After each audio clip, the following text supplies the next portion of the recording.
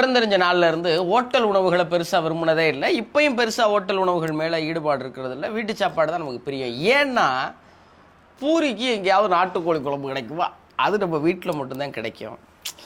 மத்தியான சாப்பாட்டுக்கு ரெடி பண்ணது தான் தயாராகிருச்சுங்கிற ஒரே காரணத்துக்காக கோழி மேலே இருக்கிற சதைகளை மட்டும் பூரி மேலே செதற விட்டு எலும்பை கொஞ்சம் ஓரமாக ஒதுக்கி விட்டு அப்படியே அதை லாவகமாக சுருட்டி குழம்புல போட்டு பெரட்டி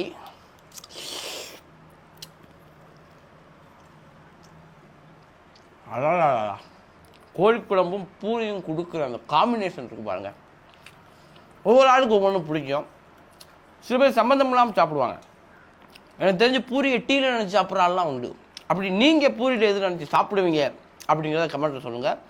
பூரியில் அவன் கண்டதை நினச்சி சாப்பிடுவாங்க அப்படிங்கிற ஃப்ரெண்டை மறக்காமல் டேக் பண்ணுங்கள்.